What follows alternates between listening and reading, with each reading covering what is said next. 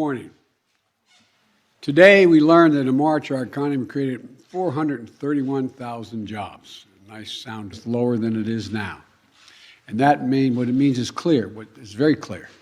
Americans are back to work. And that's good news for millions of families who have a little more breathing room and the dignity that comes from earning a paycheck, just the dignity of having a job. And more Americans get jobs as they do. It's going to help ease the supply pressures we've seen. And that's good news for fighting inflation.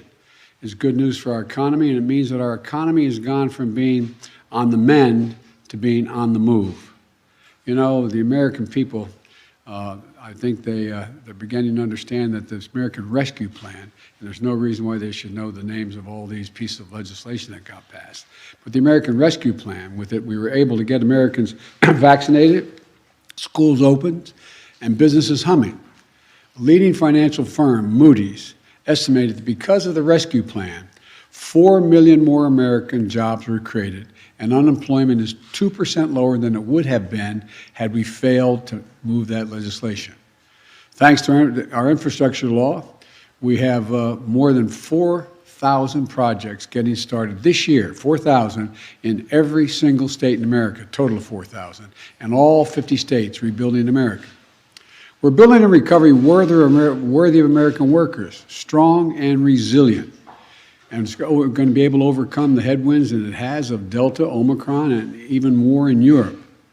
Our policies are working, and we're getting results for the American people, which is what it's all about, to state the obvious. Record job creation, record unemployment declines, record wage gains. And by the way, jobs and unemployment are not just another statistic. They go directly to the core of what the economy represents, the ability for hardworking Americans to live with dignity, support their families, and build a better life for their children. People are making more money. They're finding better jobs. And after decades of being mistreated and paid too little, more and more American workers have real power now to get better wages and to do what's best for themselves and their families. Some people see that as a problem. We've had this discussion in the past. I don't. I see it as long overdue. So when you hear these numbers, they're not statistics. It's a statement of the type of economy we're fighting for.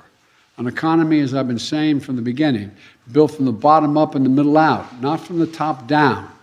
When we do it that way, everybody does well. Everybody wins.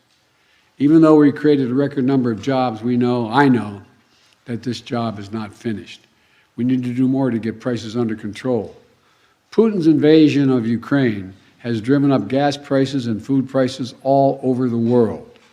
To help deal with that, yesterday I authorized the release of 1 million barrels per day for the next 6 months from our Strategic Petroleum Reserve. Acknowledge this by far is the largest release of our national reserves in our history.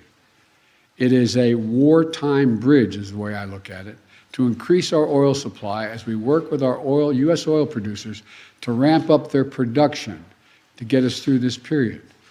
I've coordinated this release with partners and allies around the world. This morning, over 30 countries from across the world convened in an extraordinary meeting and agreed to the release of tens of millions of additional barrels of oil onto the market. Hundreds of hours of meetings with key allies, keeping them together, is paying off. Nations are coming together to deny Putin the ability to weaponize his energy resources against American families, not only American families, but families in Europe and around the world. I've also made it a priority to get America's fiscal house in order. Under my predecessor, the federal budget deficit went up every single year, every year. As I committed when I was running this and I got here, we're going to turn that around. In fact, last year in 2021, we cut the federal deficit by more than $350 billion. And this year, in 2022, we're on track to cut the deficit by more than $1.3 trillion. $1.3 trillion. That would be the largest one-year reduction in a deficit in U.S. history. And it's particularly important now as we work to reduce pressures on inflation. That's what happens when you reduce the deficit. So here are the facts. It was the previous administrations whose reckless policies and mismanagement led to the record budget deficits. In my administration, that's getting the deficit under control. In fact, I just released my budget this week, And it shows going forward, we can cut the deficit by another $1 trillion over the next decade, while still making prudent investments in economic growth and climate and other equitable economic decisions.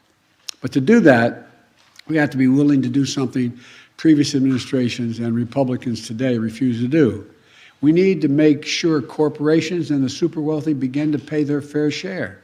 Here's one example. Right now, billionaires, and there's not a whole lot of them in the country, maybe I won't give a number because I don't know for sure. They average less than 1%. But my point is billionaires pay an average rate of only 8% on their total income. A family led by a firefighter and a teacher can pay double that income tax rate, double what a billionaire pays, double the 8%. So my budget has a billionaire minimum tax, a 20% minimum tax that applies only to the top 1/100th of 1% of American households. Billionaire minimum tax is fair. And here's the deal. It raises $360 billion that can be used to lower costs for families and cut the deficit. I would add, nobody making less than you're tired of hearing me say it, but no one making less than $400,000 a year will pay a single penny more in federal taxes. As I've said in the past, I'm a capitalist. I have no problem with people making as much money as they are capable of making. But I'm asking you one simple question. Just pay your fair share. Pay your fair share, that's all. That's it. Just your fair share. And no one can argue that 20% for a billionaire is unfair. Here's what this adds up to. We're going to continue to create jobs, bring down the cost for families, and rein in deficits left by my predecessor. All important steps in to continue our historic progress to build a better America. I said from the outset, we're the only country in the world that comes out of crises stronger than we went into them. That's what we're doing here. I want to thank you all for showing up today, and we'll have plenty of time to answer questions about other items other than the jobs report next week. Thank you. Appreciate it. So what about inflation? We're on inflation outpacing wages, Mr. President. Will be facing criminal charges. Are the sanctions still working, sir? So you're welcome to pop back out. That was good yesterday.